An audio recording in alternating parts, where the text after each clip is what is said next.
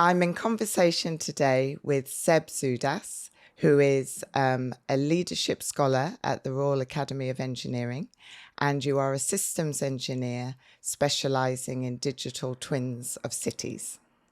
Yes, that's exactly it.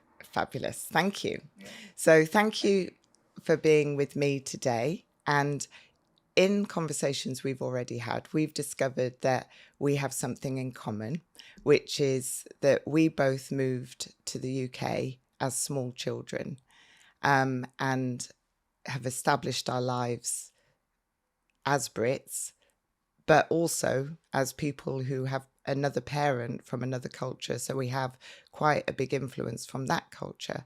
And we wanted to explore this a little further. So, yeah, tell me a little bit about the background of where your second parent, because it's your mum who's English, right? Like Yes, mine. exactly. Yes. Okay. So my mum's English, my dad's Italian. I moved here, yeah, when I was young. I was 7 years old, and yeah, just throughout my life, and especially moving here as a kid and being exposed to two different cultures more or less simultaneously. Um, it gives you quite a unique sort of human experience, I would say. Um, mm,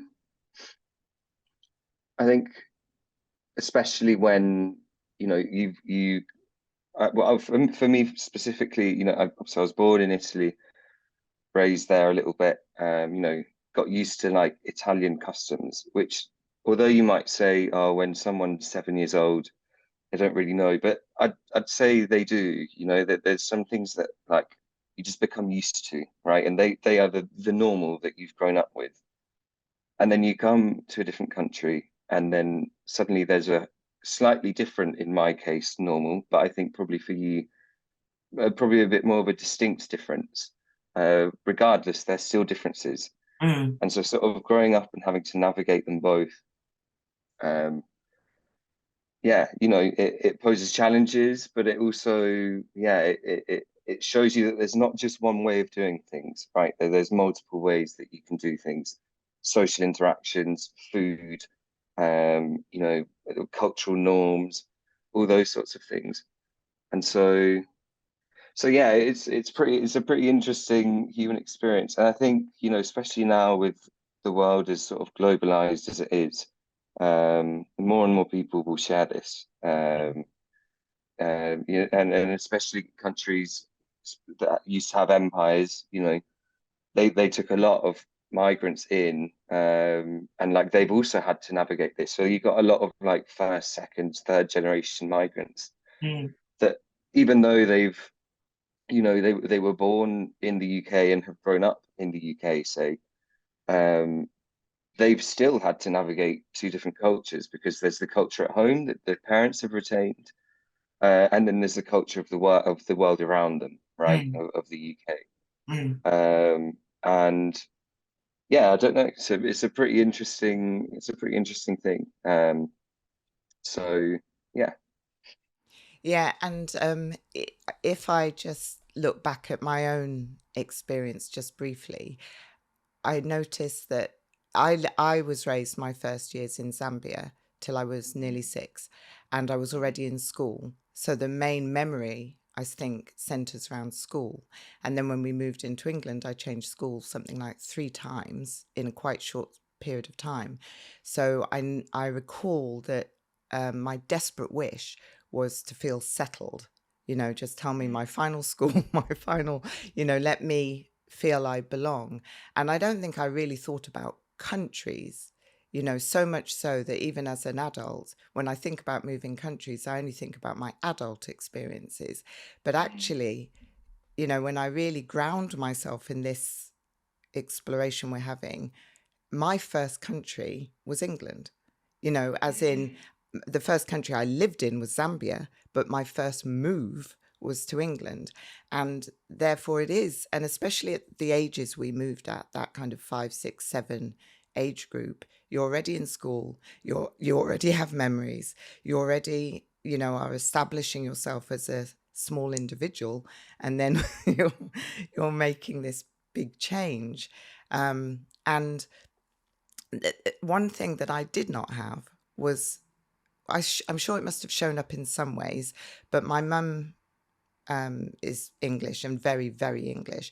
So, and she was very influential in my whole capacity in the English language. So, and your mother's English. So you would have been brought up, I presume, bilingual, speaking English and Italian. Yeah. So you had that advantage over a child who, say, is fully Italian coming into England. Yes, of course, of Yeah. course. But do you Yeah. recall any challenges language wise? Because I don't recall anything like that. So when I look back, I think as a kid, I thought no. As a kid, I thought, and you don't really think too much about these things, right? Um, but now I think the languages part of it sort of corresponds a bit to the cultural norms as well, because there's certain terms that, slang words that are normal to each region. And although kids don't strictly use slang, um, yeah, I mean that did, there were ways in which people would say things to me which at first were really foreign.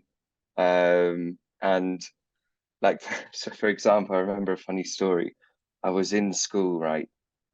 And we were sitting there, and this guy was like poking me, annoying me, right? And my mum used to say, "Oh, stop being a little bugger," right? And so to me, that was a really like fairly normal word that I wouldn't even consider swearing, right? But I said it to stop being a bugger. Everyone went silent, right? And it was probably one of the first sort of embarrassing experiences that I remember as a kid. Um, and another one's knob. So like a doorknob. So I remember saying to someone, "Oh, stop being such a knob," I'm thinking, "Stop being such a doorknob," right? Um, Only to find out that that also means, that also is a swear word. So yeah, I think there weren't strictly like linguistic challenges in the sense of like I don't understand, but it was more I don't understand certain contexts of certain words, and therefore when I use or misuse words, sometimes they could be misused like in a way that is really sort of misinterpreted by people, not in the way that I intended. And I think then, having that sort of set of experiences as a kid then makes you think, okay, well, I need to be explicit, I need to be pretty clear with what I'm saying to the Mm. world around me, and then obviously, does that brings up like certain sets of anxieties, like, oh, do I talk? Do I not? Should I say this? Should I not? And I think it sort of led me to be sort of growing up quite a reserved person.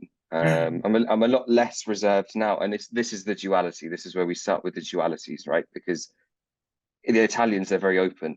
Mm. You walk around Italy, like, I was there recently. I was on a train, and I had to like lock the bike up on the train. This guy just starts talking to me like, "Oh, mate, watch out.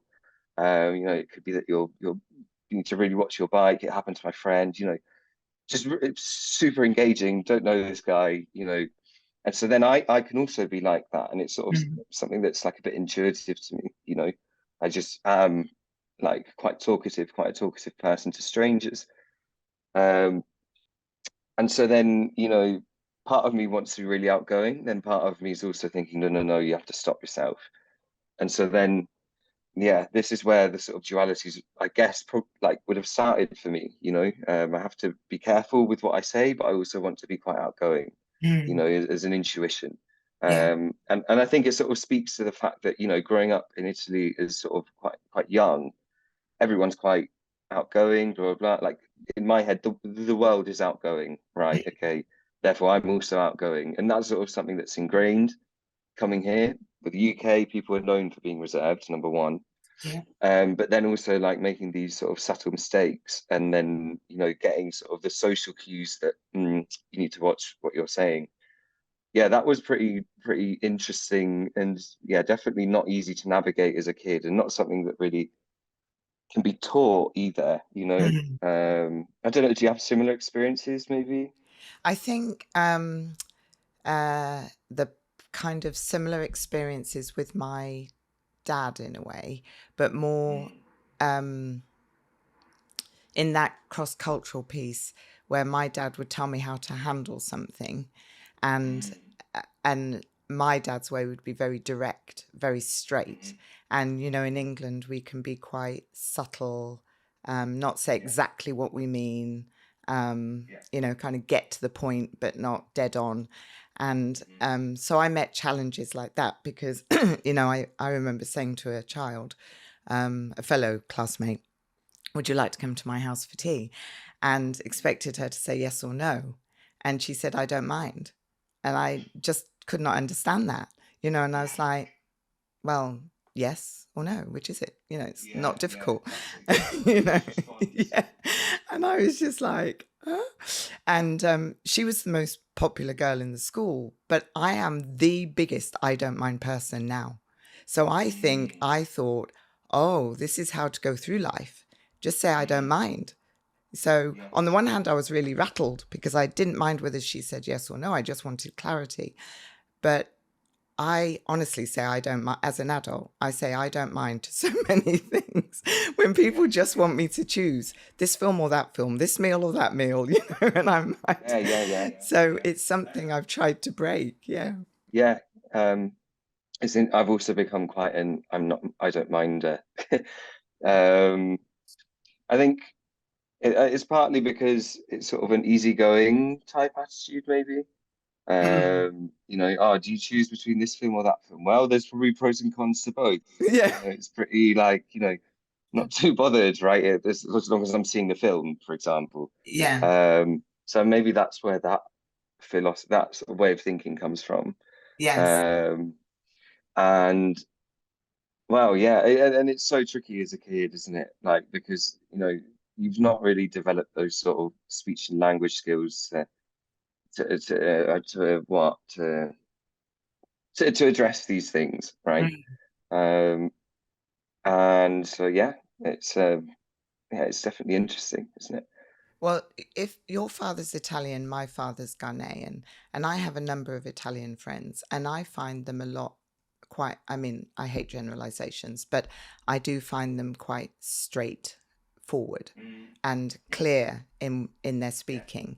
And so did you come across challenges like what I came across, this kind of wanting to just, especially if you'd already come across these stumble points, and then you're now in a dynamic where maybe you want to talk straight and clear, but you're also wary of your language. So do you think that cropped up sometimes, or even crops up now as an adult where, Yeah. it's not always easy to be direct and to the point? Well, yeah, yeah, yeah. I mean, it has done plenty of times, to be Mm. honest. And it's like, I feel like I've been on both sides of that. Mm. Um, I think when I was like, a teenager, but then also teenage boy, right? Like, picking jokes and being silly. Sometimes I'd say things that were like really direct and Mm. people would like really take that the wrong way. Um, and then sort of I learned that that's really not the way to sort of be. But I think that again, like I said, teenage boy growing up, um, you know, sometimes you need to consider other people's feelings, sort of thing. Mm. And Mm. so then I sort of almost flipped in that sense. So I went from like very direct to super I don't mind, right? Mm. Like, and then became almost too agreeable, right? Mm. And then I had to sort of really try to unlearn that and try to think of like, you know, where is the balance? Where is the crossing point? And where should you use one more than the other? And that's sort of where I'm at now. It's like, okay, there are certain times where like really, directness is absolutely needed. And you're doing everyone a disservice if you're not being direct. But then obviously I think it's also a skill, right? How do you be direct whilst also considering the other person, Mm. and how they're feeling, etc., etc. Mm. Um, It's interesting with different cultures. So the Dutch culture. So for the listeners, my intention in the sort of near future is to move to the Netherlands. Um, maybe as we said, follow-up podcasts. Definitely. But they're known for being very direct, right? And so I was there recently, and yeah, like they were. What was the situation? Basically, so there was two Dutch girls, right? And not to, again, to generalize, but girls can be pretty indirect. But these two, like they had an interaction, and it was like, oh, I'm worried about this particular thing, and blah blah blah. So they were discussing it, and then anyway, one of them left, and the other one sort of came back, and basically she said, right, I think I need to bring it up with my friend because I hope that she's not doing something silly, whatever it was. And I just thought, what a brilliant way, like, I think what a brilliant way to be, because it's like, you actually get to the root of the problem and there's no nonsense, you know. Mm, And sometimes if you're too like flimsy with what you're saying, like you never get to the root cause. The problem pertains, you end up in cycles, and like that's when that causes strain on any relationship, be it friends or intimate. mm, Um, so yeah, seeing that as well, and then comparing it to how people are here, which is known to be very indirect. What's better? I mean, mm, in my eyes, it's a balance, but I think there's certainly a value to just like being straightforward. mm, But yeah, going back to the whole navigating that when younger, yeah, it was tricky because it wasn't indirectness isn't obvious, right? mm. And I think, Absolutely. yeah, any sort of there's so we do most of our communication not necessarily through speech, although this is through speech, but a lot of human communication happens through things you don't even hear, or like it's always things that you might see or even feeling, or are they in that position or that position, or are their feet, do you know about the feet thing, like if someone's foot's pointed towards you? Oh, no, I don't. No, no. All right, so here's a funny one. So basically, if you look at two people interacting, say that they're standing, right? You can look at where their feet are pointed, and that is a clue as to how interested they are in the other person, right? Yes. And so basically, if they got 2 feet pointed towards them, and their torso is also pointing towards them, they're interested and they're having a good conversation. That's like a closed conversation. If they're both like that, Mm, if one's slightly side on and they've got one foot pointed towards the person, the other foot in another direction, yeah. it's suddenly that means that they're not quite as interested, and they're open to another person coming in Right. to the conversation. And if they got both feet pointed away, well, that's trouble. They're not interested, and you should either change subject or move on. And Mm, so I guess that speaks to the subtleties of human communication. But yeah, I mean, so funny enough, I was actually at a conference where they were teaching this, mm, because it was like, how do you network in a group of people that you don't know? mm, And like, yeah, you need to look out. Is that a closed group? Is that an open group? mm, Where are their feet pointing and where are their bodies pointing? mm, And I found, like, I knew about the feet, but I didn't know about the open and closed groups thing. mm, mm, And I found that so interesting. mm. So yeah, that's That's fascinating. Both my feet are pointed directly in your direction. I'll say. So we're okay. That's amazing. I mean, I've learned quite a few. I've never heard that before, and I've learned quite a few things about the kind of general differences. About body space.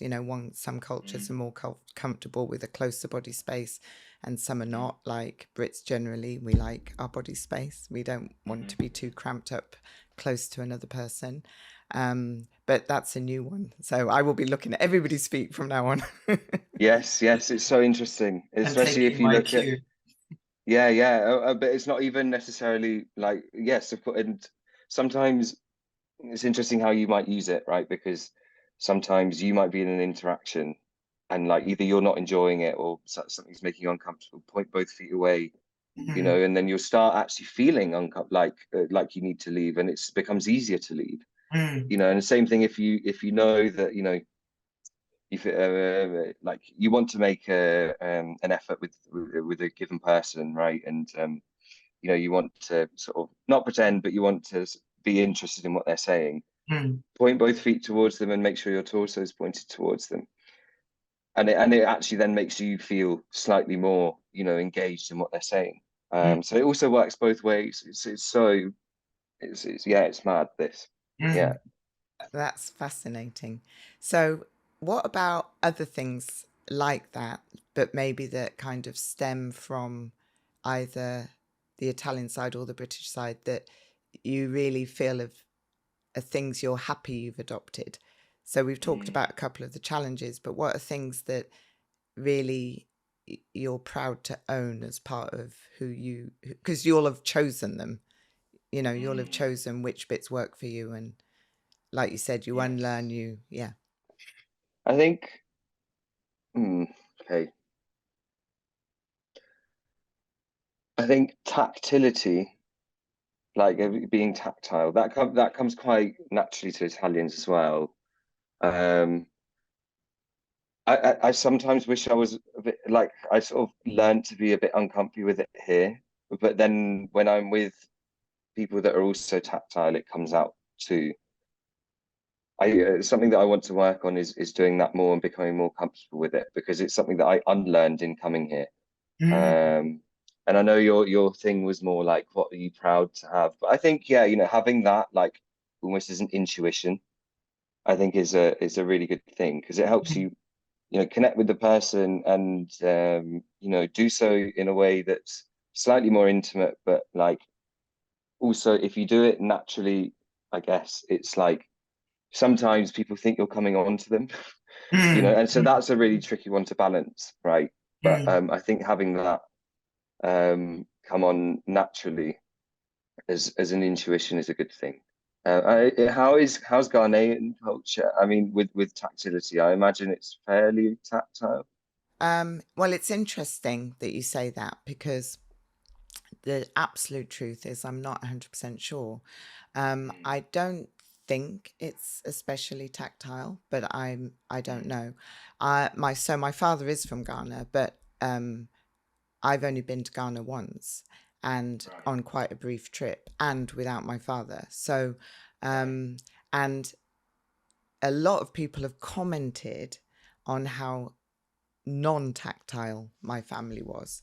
So we were a very loving family, you know, but and I'm sure as a little child I had lots of hugs and things like that, but certainly as a teenager I remember once coming home from a trip abroad, school trip, and something maybe not great had happened, because I remember being hugged by my mum and being more struck by the hug than I was by what I was telling her, because the hug was so unusual. And but my mum was the most loving mum ever. But you know, and I don't even really recall my father hugging me, but my father would like kiss me on the cheek and stuff. So I suppose it's interesting what choices of tactile behavior are chosen within a family. And certainly within mine, it wasn't very much. And because my sister and I suppose England did, when I was about, suppose teenage years, I remember it becoming very cool to try and be more European, you know, so we would link arms, and girls would link arms and walk around linked, and or hold hands, or, you know, there was like a very clear move among school children to be more familiar, I suppose. And I wasn't very comfortable with that, you know. Yeah, so and I think this is why people started to notice and say, oh, your family's not very tactile. And I do look at a lot of my friends, and when I think about it, they were very huggy, came from very huggy families. And then obviously this school kid move to be more tactile went to the hugs, and then that I liked. So I love giving people hugs and I love being hugged. So it's quite funny now. I'm very comfortable with it, but it's interesting that it took time to have that develop even within my own family. You know, if I parted from one of my parents, I didn't hug them. You know, bye. Yeah, right. Off I go. Yeah. Yeah, I think you know, this tactility thing. I think it almost speaks to like almost individualism versus like community. I can't comment on the US, right? But you know, I think the UK at least is fairly individualistic when compared to like especially Southern European cultures, right? You know, and so then maybe that's a thing of like, oh no, like everyone is themselves, need to respect their own space, right? So that could be a thing of where it comes from. But yeah. Yeah. So yeah, what other traits would you say are kind of, because like when I look, my father's influence on me was quite strong. So especially the straight talking side of me. I am known for being very direct, and I am fortunate that my mum was the queen of tact and diplomacy. So I can adopt it. I can be those things, but I do have to be very responsible for my speaking, because I can be very direct, almost too much, and to the point of being tactless sometimes.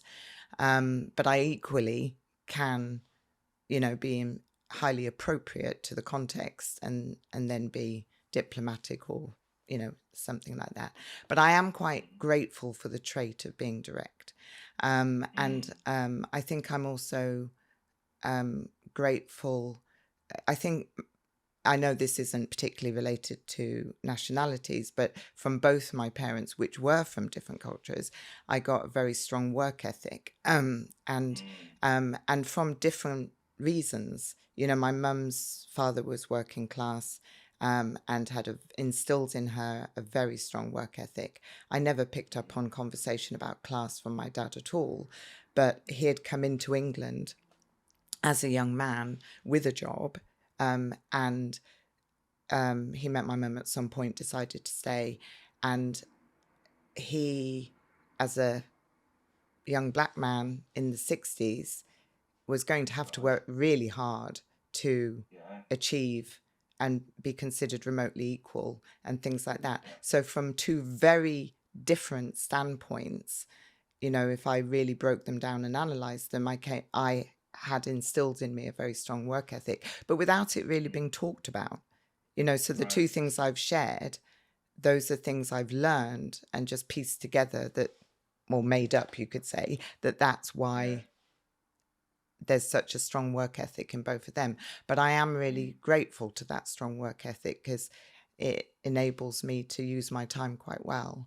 Yes, of course, yeah, of course. which has been. It's interesting that you bring up work ethic. I mean, certainly, you know, Southern Italy was very poor. And there was, you know, you had big incentives from various, you know, people to try and like, you know, bring it up in the world, let's say.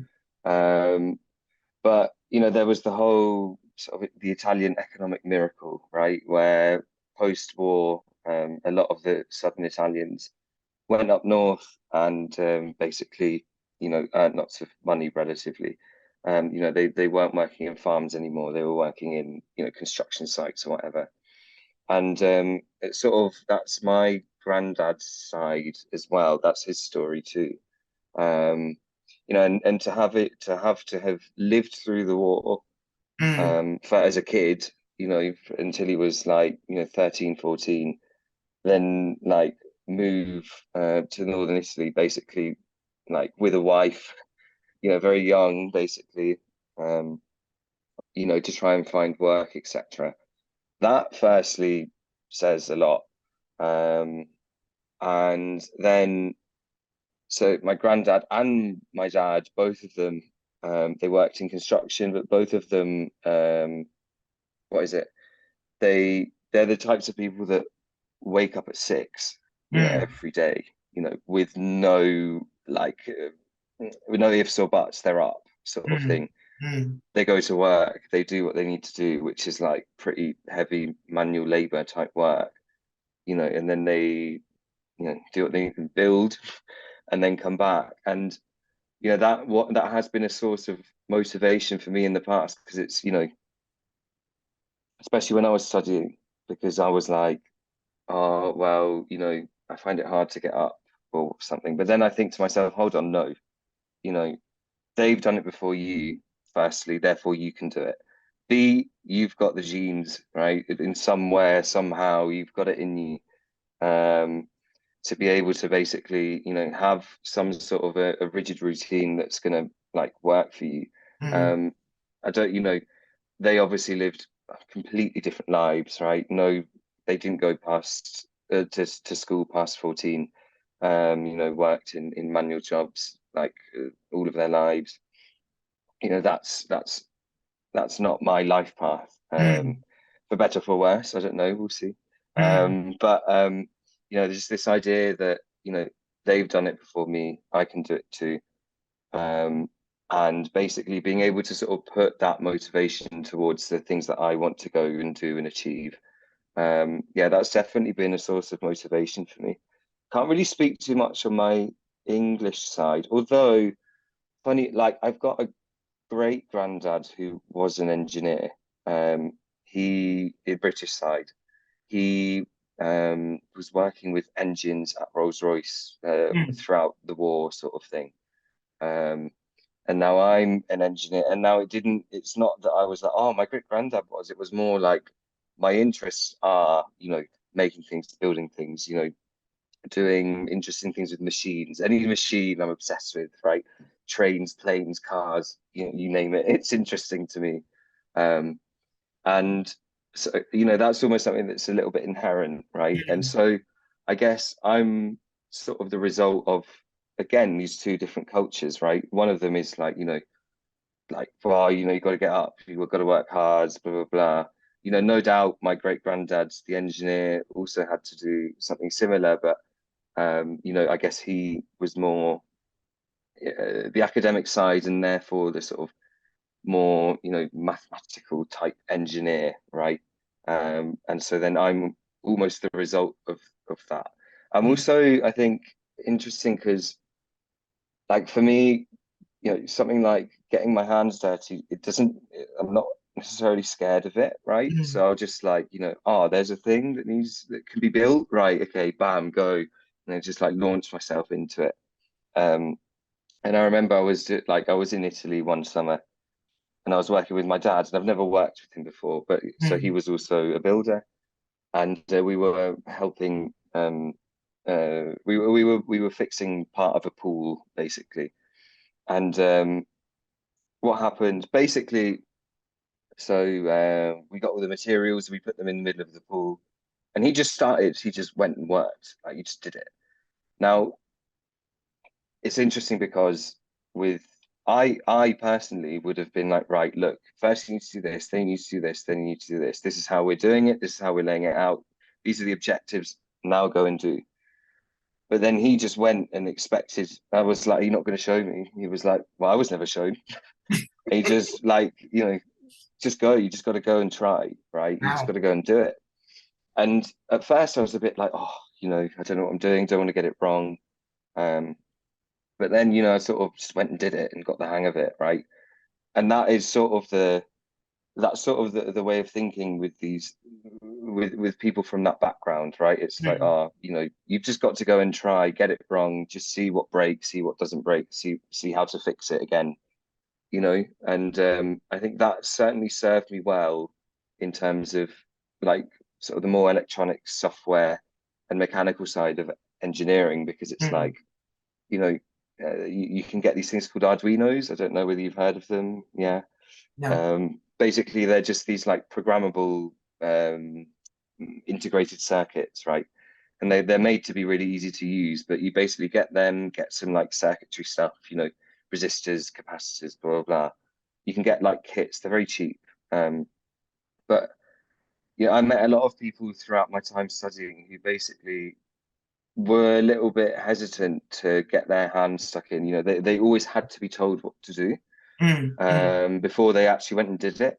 There's pros and cons, right? Because if you go and just do it and break it, well, it could be that you break something that's worth millions of pounds, for example.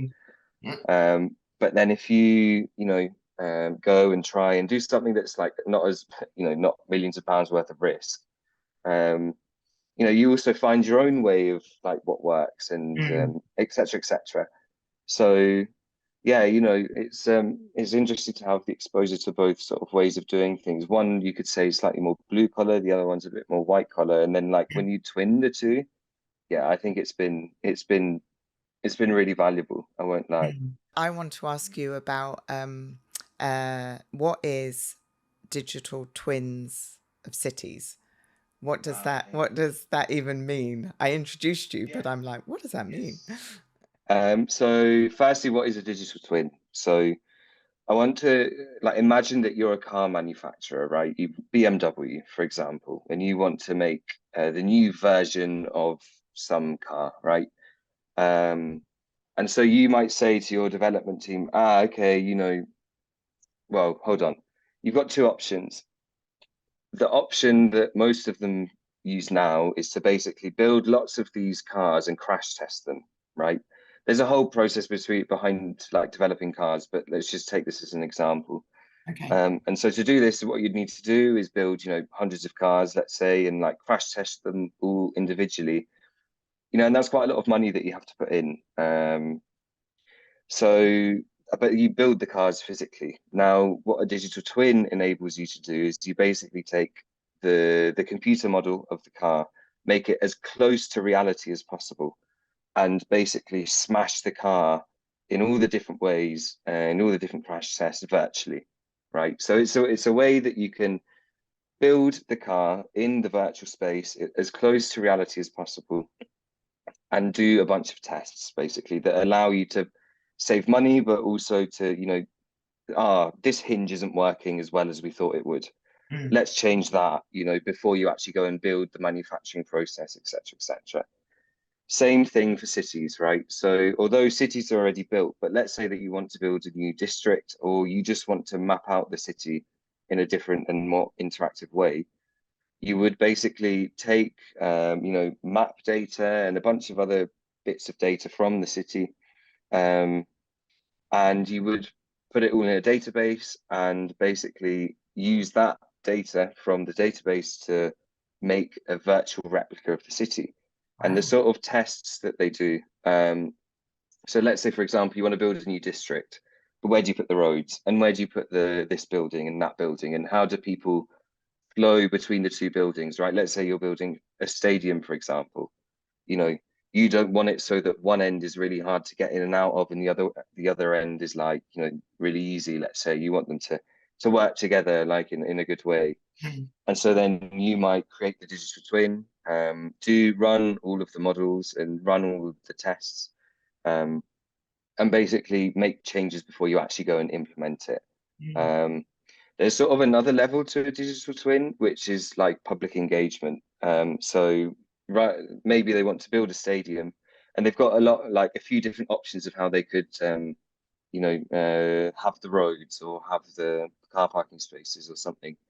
And basically you can then put these into VR, or even just like a mobile app or just a website, right? That the average person that's not involved in the development process can access. And basically you can then get like wider feedback from the people living in the place, than you would otherwise, because otherwise what they do is like public consultations. And so the digital twin enables a lot more engagement with this public consultation, because otherwise it's like, they'll do a survey or something like that, and most people don't really care too much about the survey, and they just go, oh yeah, more or less that, or they just don't respond, or and sometimes you see the little, you might have seen them even in your city, right?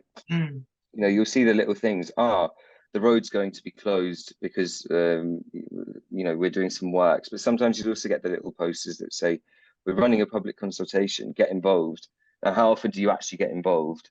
And there's almost like a bias there, because it's the people that like really do or don't want the thing to happen that get involved. Whereas if you've got a web portal, just like a website, that you can just, you know, you get an email or something, or you get a letter through, oh, go to this website and like test out this the digital twin of the stadium or whatever. You know, there's a lot more, it's easier to engage. You actually see the thing. And so these are sort of the cases that are emerging for digital twins. It's pretty early technology, to be honest with you. They're not like widespread everywhere yet, but like it's getting there. And they also enable like smart cities in a lot better way, right? So for example, you know, like Google Maps. Yeah, and where it gives you like road traffic live data. Now imagine that you didn't just have road traffic live data, but you could actually, you know, get like the moving cars, like not exactly to every single car, but it would give you like, you know, basically a lot more real-time, real-looking thing. So that's one thing, but maybe also like people density, right? How many people right now are in this particular bit of the city, you know, etc., etc. Now you might not have that publicly available, but you, as the city, you know, the city council or whatever it is, can then use that data to basically make better decisions. So yeah, that's more or less digital twins in cities, and yeah, it's pretty cool. It is. And so ironically, you, even in your actual job, you're involved in construction and you know, in a indirect kind of, you know, because you're literally establishing cities. Yes. It's funny how that all sort of came around, because well, yeah, it's true, right? Like, and I do like built environment stuff, right? Because it's like, you know, these are the places in which people actually live. There's a lot of engineering stuff which is a bit like behind the scenes, right? So, but I don't know the computers that we work on, or etc., etc. Most people just think, oh, you know, it's a screen with a typewriter and like some computing stuff underneath, right? And that's absolutely fine for the normal person. And I'd say we've reached a pretty good level of computing power in the world right now. You know, they're pretty strong, and we've basically got computers in our pockets everywhere we go. But you know, there's a lot to say. You know, if you walk around a city, if you walk around anywhere, sort of that you might shop or, you know, buy things, you know, you want it to be a nice place. You want it to be a nice place to visit, to sort of spend time in, and I, like, my personal view is I think that we should have more nature embedded in the cities, partly because, you know, there's a lot to say about like greenery and mental health, number one. Two, it helps people recognize that, like, you know, if you just got a landscape of concrete, it's really easy to sort of separate the countryside and like nature and you. Do you know what I mean? But actually, that's still not true. Like, you know, we're also part of nature as well. And for me, the Netherlands, yeah, you know, one of the motives for going there is that there's really sort of, so, you know, I visited Utrecht, right? You visited what, sorry? Utrecht. It's a city more or less in the center of the Netherlands. Okay. And you know, there was these. So it's fairly dense. There's quite a few people there, and yet people on the sort of the street, and they had dug up the bricks on the street, right? Because it's all bricks. It's no like tarmac or anything. They dug up the bricks. They'd made their own little garden, right? Like in the street, and there was loads of these, you know, dotted around. And so for me, there's two things there. One is so they were making food, right? So one is, although you live in the city center, you're still producing food for yourself. It gives you an appreciation for nature. But also, none of them were ruined. None of them had litter, you know. And so then also it's a fact of like, if as you're walking around, you know, people respect that space a lot more, you know. And so it's yeah, I just think it's a lot more of a respectable way of doing things, and it's still somewhat individualistic, right? Because that's the food that they make for their own house. Yeah. However, you know, yes, and then when I came back here, trash all over the place, like, and you just sort of think, God, if only there was a bit more respect. But how do you get the respect? Maybe because you see that that's actually someone's, bit of land, even if it's small, And so, yeah, how did we get onto that? Oh, yeah. We're talking about your job, but that's fascinating because do you think in the scope of like moving countries, of like you moving to the Netherlands and you having this skill set, that really also, or you could almost move anywhere? And I mean, obviously you'd have linguistic concerns and a number of other things, but that job would travel, wouldn't it? Your actual skill. Yeah, I mean, to be honest, it's one of the benefits of like being sort of within engineering. You're pretty in demand almost anywhere. But it's not a case that you just you get the degree and you're good. There's always a process, but you can, as you say, move more or less anywhere. You get like a fairly good pay at least, and there's some place like another motive for the Netherlands is they've got like a 5-year discount on tax if you move there as like one of their in-demand roles. One of them is in engineering, which is pretty damn good, so, but I could, because I've also considered America. I've also considered Germany as places to go, but it's so like America's pretty hard to get into. It's not an easy one, right? I think Germany, there's a lot bigger cultural barrier there than the Dutch one, and I think also a lot of Dutch people speak pretty good English, and the Germans not so much. And there's, in terms of cultural differences, like there's an implied formality, a lot of like interactions, right? So here, I'd call, my lecturers and professors by their first name, and that was fine, and they never wanted anything else. But in Germany, apparently, from what I've heard, people have to be pretty like formal. Oh, Mr. Blah, Professor Blah. That's fine. Like, and there's not necessarily that's a problem, but it's more like wherever I go, I want to sort of embed myself. And I think it would be a lot harder to embed myself there. Whereas like in the Netherlands, there's so many links, right? Because it's like even the language itself, what is it? Even the language itself, basically, it's a mix between Nordic and Latin-based languages, right? And you'll see this in like weird words, like umbrella, for example, is like parapluie, which in French, like if that sounds really French, right? Which means like rain stopper, or like rain preventer sort of thing. And that we also have the sort of the French link too. I'm trying to think, like beef and cow, that's a pretty famous one, right? So beef is bœuf in French. And so, yeah, I don't know. I feel like I'd be able to more easily embed myself in that culture. I like the directness. The fact that people treat their cities well is pretty good, and they're also very sort of accommodating and international people, so yeah, and their urban planning is just phenomenal. That's something that really gets me every time. You go there, it's so easy to get. They've basically got a train network, right, that works like a metro system. And not quite as frequent, but so how, like, say you go on the Underground in London, you can expect a train to be there within the next 2 to 3 minutes, right? At the latest. It depends on times and all of that.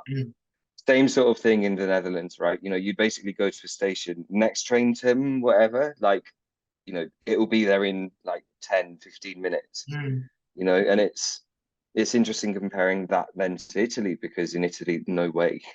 It's like, at least half an hour till the next one, which might take you to where you want to go.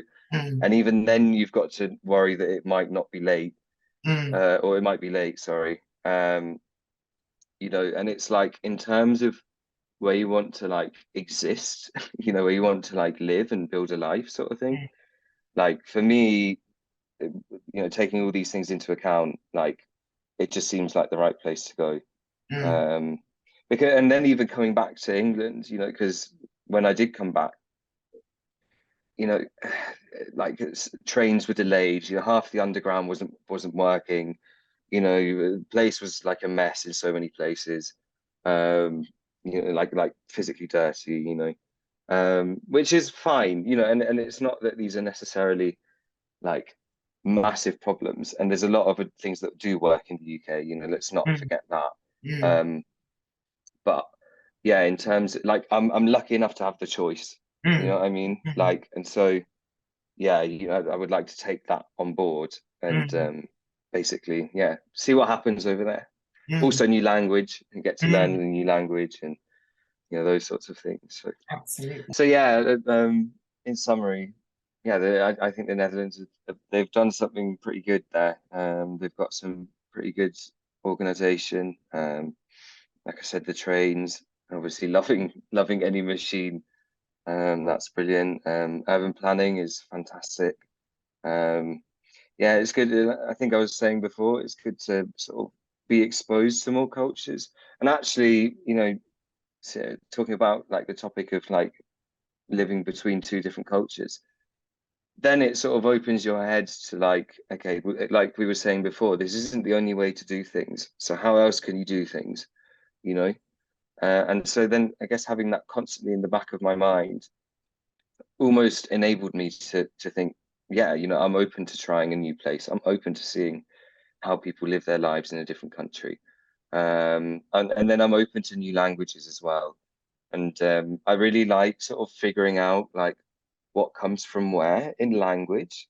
Um, I think obviously English comes really sort of, and Italian, they come pretty intuitive to me.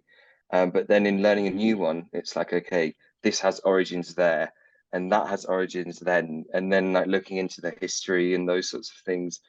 Because the Netherlands, they've been invaded, but they've also been an empire, but then, this and that. And then before they were just like a conglomeration of provinces, but then they banded together, and it's like, how did that then form their culture,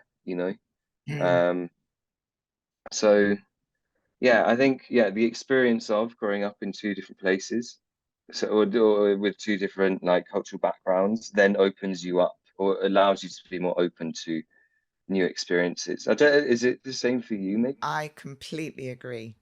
Yeah, it's fascinating because I definitely have that. And, from a young age, I've been interested in people, in languages, in cultures. And that's why I do hate generalizations. But at the same time, I enjoy discovering about people. And I also, you said something about the things that the digital twins of cities can open up.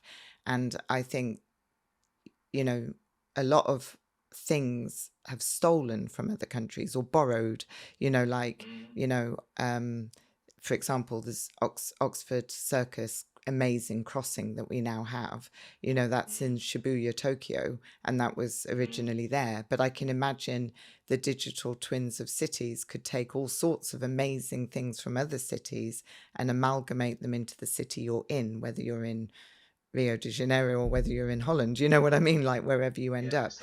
And I think, I definitely think I have a openness or a curiosity about people, cultures and languages. And, I teach English as a language, and I speak a couple of other languages poorly, but the interest is there. So I'm really with you. And I was thinking, I was actually asking myself some time ago, like, I wonder if my willingness to move countries for myself partly stems from the fact that I made that move. Because although I desperately, as a small child, yearned for that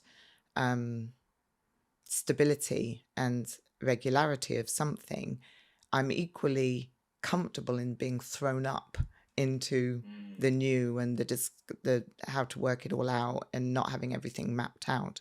And obviously that's not true of everyone. I have so many friends who travel and move countries and they never moved as children. But I do think it's interesting that for you it's it's connected. And certainly for me, it's connected. It seems very much that, and also it almost, when you talked about the gene pool, I feel like it's in my gene pool because my father moved to England, and he moved for a job, as far as I understand, and then stayed probably because he'd met my mum by then. And, you know, but that willingness to immerse yourself in another culture with the challenges it chucks up, you know, and all the great stuff it chucks up, you know, because it will always be a medley of both. So yeah, so I definitely share that with you. I can fully understand why you're looking at, you know, considering it from that angle. And I think it'll be very interesting to talk about the Netherlands when you're there, when you've settled, and to see whether some of the things you anticipated map out, or whether you got some surprises in the very areas that you're looking at, with admiration, and whether other things pop up and surprise you that you didn't even know were there to be discovered, sort of thing, you know.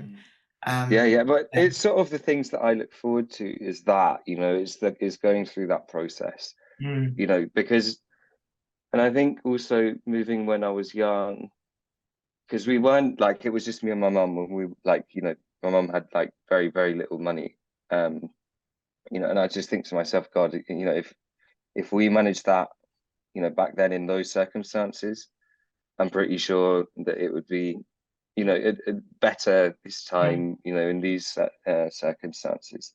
But yeah, I mean, I read about it a lot, right? You know, expats in any country, it's like, oh, you know, you go through like loneliness, but then you know, you get this self-confidence, and you know, because you just have to sort of branch out and try new things and those sorts of things. But you know, I think it's a good thing to go through, especially when you're young and you have the chance, right? Yeah, because you know, for me personally, like I've known quite a few people, you know, they finished their engineering degree and you know, they went for a job and then they've settled there and like, you know, that's that basically, and they'll stay there. Yeah, you know, I look forward to the process, right? Like, you know, I think it's good to sort of set your own challenges up, and it's a bit of a rites of passage, I think. For me, that's the way I'm seeing it. You know, some people, their rites of passage is sort of going traveling, you know, doing all of Asia or something. And, you know, I did a bit of traveling this summer and I thought to myself, I loved it, and I saw some amazing things. But I also really enjoy stability. I also really enjoy, you know, having a routine and, you know, having things that are a little bit predictable at least, you know. When the unpredictability is the everyday, like constantly unpredictable, like you literally don't know what's going to happen in the next hour. You know, yeah, that's actually, that puts a lot of mental strain, like even neurologically, like that really does, like, you know, your brain's not made for that, at least not for long periods of time. And so yeah, you know, and then maybe, you know, maybe I'll spend like 5 years there, maybe I'll spend 10, who knows. But and then I guess this goes back to like being grateful for having the options, you know, because yeah, not everyone has that. But you know, I'm lucky enough to, and yeah, I'd like to see what happens. And yeah, you know, I think it would be really interesting to have the post move podcast as well, because I've had that comment too, and people have said, oh, you know, don't like glorify it too much because you'll be disappointed. And it's like, I'm aware that I'm glorifying it, I know I am. But I think there's just so many possible pro points. Absolutely. Because, yeah, I was only going to add to what you're saying. It's okay if you're glorifying it because it's part of your vision, it's part of what you're up to. And one of the things that maybe we share a skill set in is you're talking about things you learned and unlearned almost automatically as a child to survive or to establish yourself as a small child. Whereas now in adulthood, everything is your choice. So, you know, that you wish to discover being more tactile and appropriately, and therefore that's a choice. And so people do tend to be wary of our visions to move abroad and think we're looking at it through rose-tinted glasses and things like that. But ultimately, you have the skill set, we have all of us have it, but maybe it's obvious to us. I think every human has it, to adapt and to, humans are natural migrating people, and so I think we all have inherently the capacity to make our adaptations. But what I'm hearing in you is the real capacity to own your choices and to choose what you want to unlearn, what you want to learn, and having that kind of wide opened eyes of what am I seeing, and pulling it towards you rather than disliking it or being interested in it, shall we say, being curious about it. So so it will be very interesting to explore further. Yeah, definitely. And I think you hit on something there, like learning and unlearning things, and like knowing when to and when not to. I mean, it's like sometimes I think, like, God, am I a psychopath because like I choose to be like in a particular way with particular people at particular points in time, and then sometimes it's like, oh, is that like a am I like consciously, like, is this a manipulation technique that I'm like doing? I guess in a sense it is,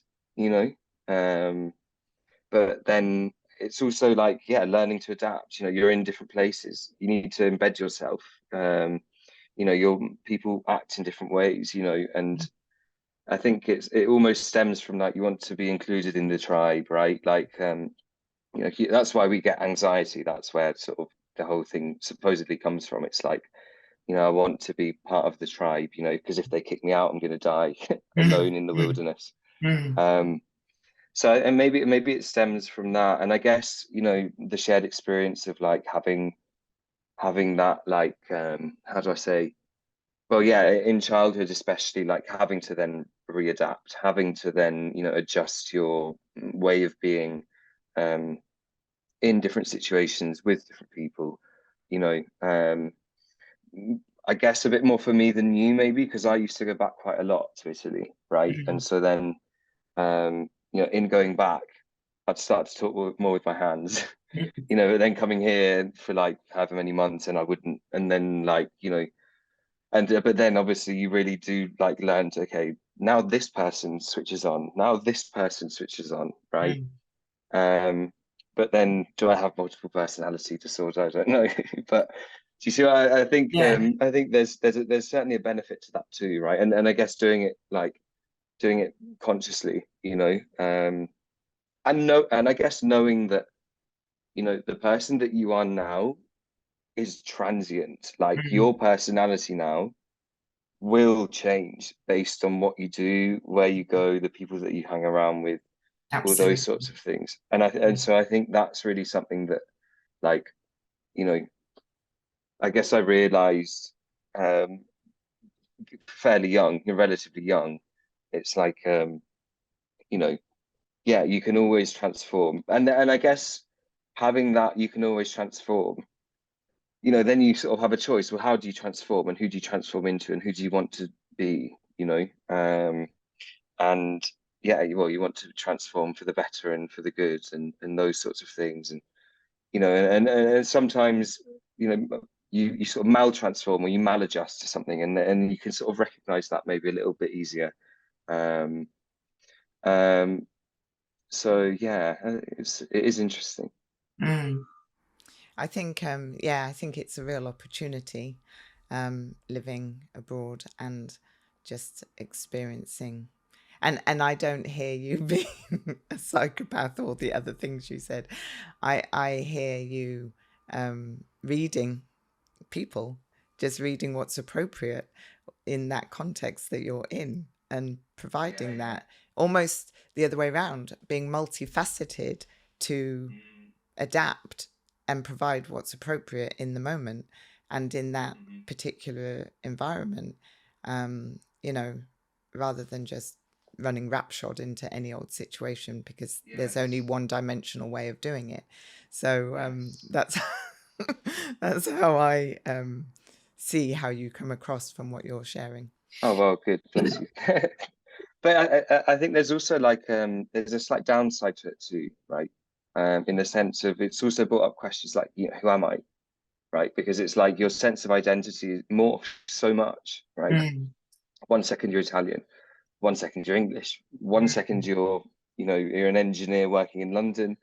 The next second, you know, you're eating nonna's pasta as someone that's like, you know, just there, you know, being the guest and those sorts of things. And you know, so sometimes I do go through that. Oh God, you know, what am I doing? Who am I? Like, no, but I think that's sort of normal in sort of the human experience. Absolutely. However, this again, you know, going through having multiple sort of cultures behind you, because I guess it makes that flare up a little bit more, you know, and maybe that question comes on earlier in your life than you would have normally, you know, because it's fairly normal, say it like, you know, between 18 and, well, even beyond 18 and maybe even younger, to start really thinking about, oh, you know, who do I want to be, who am I, etc. But to have to like process that in a sort of a whether you like it or not sense when you're much younger, yeah, you know, it's got pros and cons, you know, there's challenges and there's some good things there too, but yeah, you know, it's yeah, it's interesting. Very interesting. Fabulous. I can hear a million questions coming into my head that I'm going to have to write down and keep for next time, for when you've moved, because yeah, you've raised some really interesting points that we can explore next time. So we'll definitely have another conversation. And I just really want to thank you for taking your time and really just, you know, us going into the exploration and navigating our way through the conversation as much as talking about how we navigated life from two cultures. So thank you very much indeed. Oh, it's been an honor. Thank you so much. Yeah, I found it really interesting, engaging, and yeah, no, I look forward to the next one. Hopefully in Holland. Yeah, hopefully in Holland. Absolutely. Fabulous. Thank you. Take care. Thank you.